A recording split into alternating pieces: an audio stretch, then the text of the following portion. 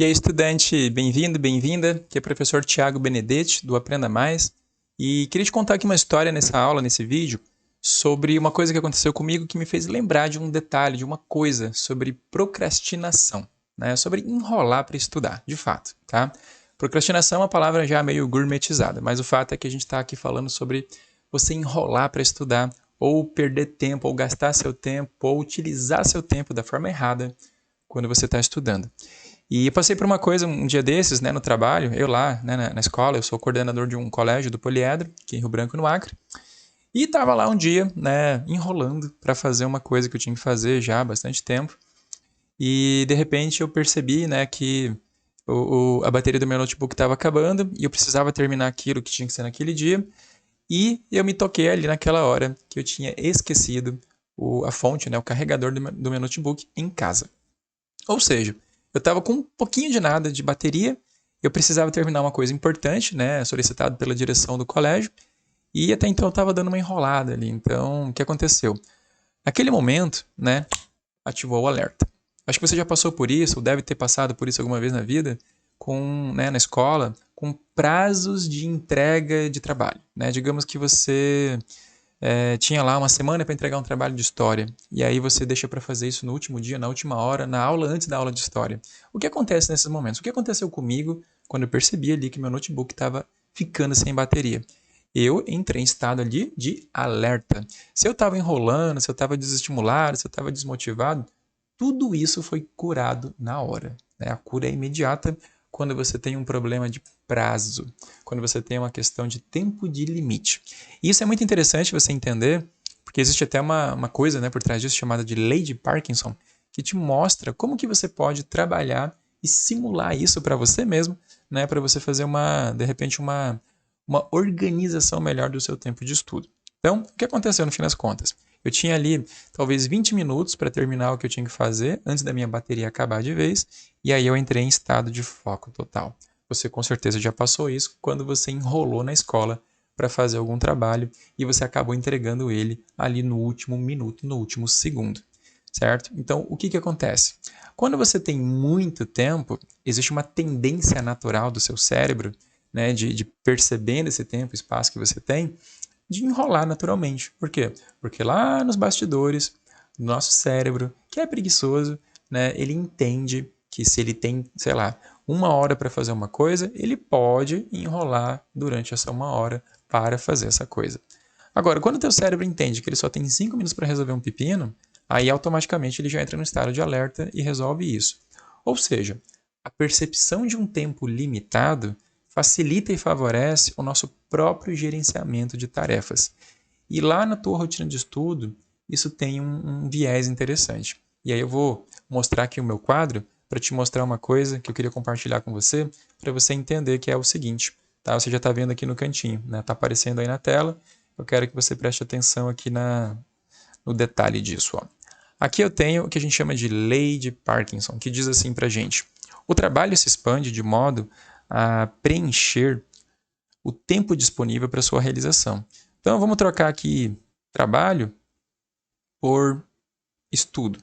E quem que foi Parkinson? Não vem ao caso agora, tá? Enfim. Então, vamos trocar aqui algumas coisas. Então, o estudo se expande de modo a preencher o tempo disponível para sua realização, certo? Então, vamos melhorar aqui. O estudo, sei lá, de matemática. Então, você vai estudar matemática. E aí o que acontece? As pessoas me contratam para fazer plano de estudo. Né? Então, para eu entregar um plano de estudo para essas pessoas que seja realista e que dê o resultado que elas esperam, né? Na maioria das vezes são planos de estudo visando Enem, visando PAS, visando vestibulares, visando concurso público, o que eu faço? Quando eu tenho que estudar alguma coisa, é importante, né, a gente delimitar para a gente um prazo. E geralmente um prazo curto. Por quê? Porque olha só, se eu pego, né, isso eu estou falando assim da minha experiência já, que já não é tão assim talvez científico, tá? Isso aqui é da minha visão realmente, né, enquanto mentor de estudo. As pessoas me pagam, me contratam por aí, Brasil afora, né? Hoje em dia, principalmente por conta né, da pandemia, a gente facilitou o nosso acesso agora a Meet, a qualquer coisa assim parecida, né, para fazer videoconferência, então as pessoas me contratam por aí para que eu faça planos de estudo para elas. E nos últimos 6, 7 anos eu já fiz pelo menos uns 440 planos para estudantes de tudo que é segmento, né, com vários objetivos diferentes. Então o que eu vou te falar aqui é baseado nessa experiência. Então olha só, se eu pego um aluno e digo para ele que ele vai estudar matemática por 1 hora, ele vai achar pouco. Se eu disser para ele que ele tem que estudar matemática por 2 horas, ele vai achar pouco. Se eu disser para ele que ele vai ter que estudar matemática do dia em 30 minutos, ele vai continuar achando pouco. Beleza. Vocês nunca estão satisfeitos. O fato é que se eu pegar no final do processo aqui e perguntar para esse aluno que estudou 1 hora, para esse aluno que estudou 2 horas e para esse cara aqui que estudou 30 minutos, se eu perguntar para ele se ele fez o que tinha que fazer, né? Ou seja, se ele resolveu lá os exercícios, se ele tirou alguma dúvida, se ele conseguiu trabalhar o conteúdo que ele pretendia trabalhar, esse cara aqui, em 1 hora, vai dizer, tá, deu para fazer. Se ele estiver orientado, se ele souber fazer, né, o seu estudo dentro do tempo que ele tem. Então ele vai dizer, tá, beleza, deu para fazer. E esse aqui de 2 horas, também, ele vai falar, não, tranquilo, deu para estudar. E esse aqui de meia hora? Também. Por quê? Porque o que acontece? Se eu dou 30 minutos para essa criatura estudar matemática, ela vai entrar num estado de foco total. Por quê? Porque o prazo dela é curto, o tempo dela é curto, certo? Se eu digo para essa pessoa que tem 2 horas, que ela tem 2 horas para estudar a mesma coisa, né? Digamos que ela tem que fazer ali, sei lá, 6 exercícios e tentar trabalhar um conteúdo X ali. Se eu dou 2 horas para essa pessoa fazer esses exercícios, ela vai acabar... Você acha que ela vai fazer talvez 10, 15, 20? Às vezes não. Muitas vezes, esse estudante vai continuar fazendo os mesmos 6 exercícios. Mais demorado, mais enrolado, né? Vai trabalhar o mesmo conteúdo. E o mais impressionante de tudo, não foi porque esse camarada aqui teve 2 horas que ele teve um estudo de melhor qualidade. Porque muitas vezes, quando você se dá um tempo muito longo para estudar, o teu cérebro também se dá o luxo de procrastinar, de enrolar, de sair de uma condição de foco. Então vamos voltar para aquela simulação de quando você tinha um trabalho de história para fazer e você esqueceu o prazo e deixou para fazer ele na última meia hora. O que aconteceu lá? Aquele teu trabalho que você fez em meia hora, claro que se você tivesse feito ele durante todo um dia, ele teria ficado melhor. Mas se você fez ele em meia hora, provavelmente você entrou em estado total de foco. E o foco permite você fazer coisas maravilhosas na sua vida. E aí você tem que guardar essa informação que é o seguinte: o foco é a sua capacidade de direcionar toda a sua atenção para uma única coisa, para um único ponto, para uma única tarefa. E guarda isso. O foco é uma condicionante de aprendizagem. E aí o que acontece? Para você aprender, existe uma condição. Existem várias, na verdade. E uma delas é foco, certo? Você aprende mais quando você tem mais foco. Então, às vezes, o que acontece? Essa pessoa que estudou por 2 horas, isso eu estou falando às vezes porque quem é treinado e consciente não passa por isso, claro. Essa pessoa que tem ali 2 horas para estudar, ela vai ter um estudo, muitas vezes, de pouco foco. E se esse estudo é de pouco foco, ou tem uma baixa qualidade de foco, apesar de ter todo aquele tempo, vai ter uma baixa aprendizagem. Já essa pessoa que tem 30 minutos e o negócio é corrida, ela está ocupada, ela tem pouco tempo ali para fazer isso, o que acontece? Provavelmente ela vai estudar com alto foco e vai ter um alto nível de aprendizagem. Por que isso aqui acontece? Porque quando a gente fala, né, dessa lei de Parkinson que diz para a gente, né, que o trabalho, ou no caso aqui o estudo, se expande de modo a preencher o tempo disponível para sua realização, a gente tem que tentar entender que o nosso cérebro ele vai tentar acomodar essa tarefa dentro do que ele tem. Tanto que tem uma frase famosa que diz assim, né? Se você quiser que uma coisa seja feita logo, dê essa coisa para uma pessoa ocupada. Porque a pessoa que é ocupada, que tem 1000 coisas para fazer, ela vai pegar uma tarefa que ela tem que realizar, ela vai tentar fazer isso da forma mais rápida e objetiva possível. Enquanto que uma pessoa desocupada, que não tem nada para fazer, ela vai levar dias para fazer a mesma coisa. Por quê? Porque para ela tanto faz, né? Ela não tem gerenciamento de tempo, nem tem essa necessidade. Então, tenta pensar o seguinte: se você fosse estudar hoje, né, e quando você for estudar qualquer matéria, tenta pensar que você é um estudante ocupado, que você tem mais o que fazer da vida do que ficar estudando, e que você tem pouco tempo e que nesse pouco tempo você tem que dar tudo de si, ou o melhor de si, ou a melhor condição possível, certo? E quando você for estudar, é importante, portanto, você fazer o quê? Digamos que você vai estudar 3 matérias.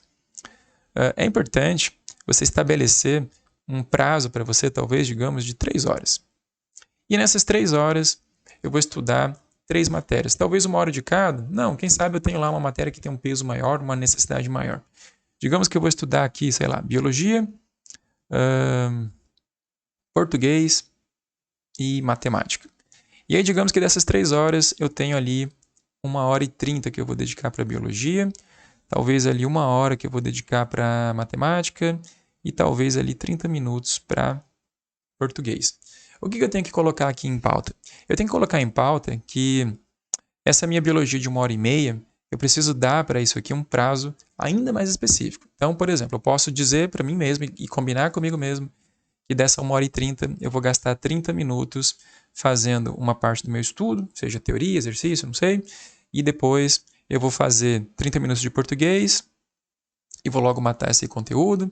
Aí eu vou pegar 30 minutos de matemática e vou iniciar o trabalho do conteúdo. Aí eu vou voltar para mais 30 minutos de biologia.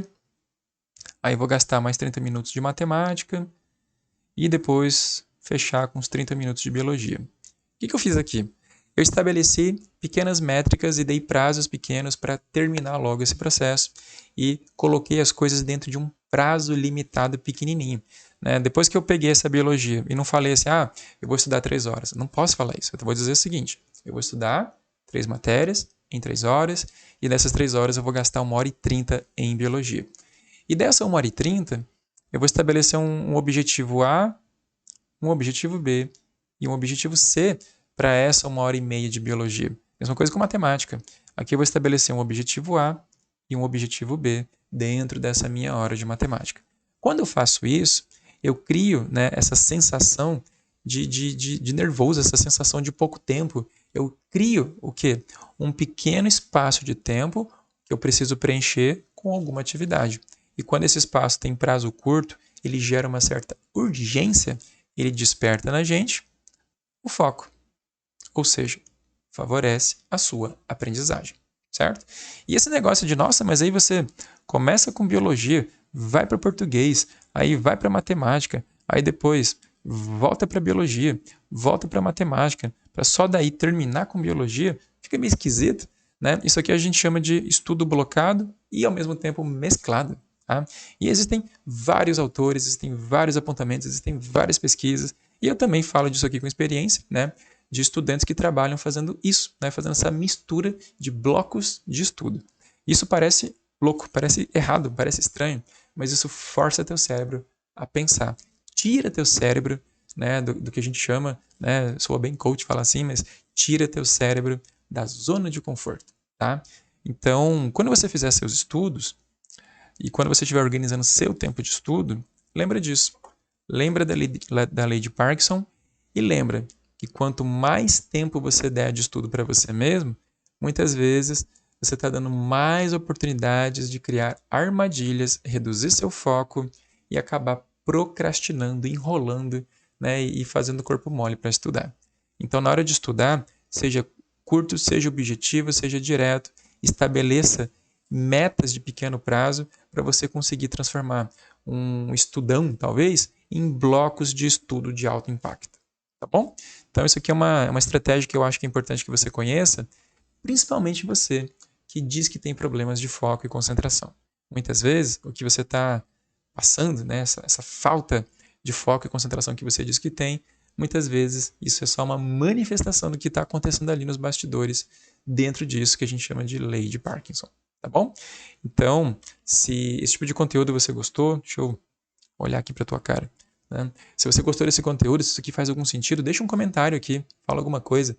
Me diz como é que você organiza seu tempo. Me diz como é que você faz para criar na tua cabeça esse senso de urgência da bateria do notebook que está acabando, esse senso de urgência de fazer logo alguma coisa porque está acabando o prazo. Você manipula isso de alguma forma? Repara que ali você está meio que persuadindo você mesmo, você está enganando você mesmo. E às vezes você tem que fazer isso, né? Porque o cérebro da gente, ele tem uma tendência a ser meio preguiçoso e fugir do trabalho, né? E isso dá trabalho. Então, quando você faz esse tipo de abordagem, né, com você, você consegue às vezes forçar melhor o teu cérebro a trabalhar, tá bom? Então, me conta nos comentários o que você acha disso, se isso faz sentido, se você já usa algo parecido, ou se você tem alguma sugestão, ou se para você isso aqui não faz nada, né? Se isso aqui também não tem sentido nenhum, tá? Porque você, claro, você não é obrigado a concordar comigo, tá? O que eu estou te passando aqui é um pouco da minha experiência, é um pouco do que eu acompanho nos meus planos de estudo, é um pouco do que eu acompanho com as pessoas que eu atendo, tá bom?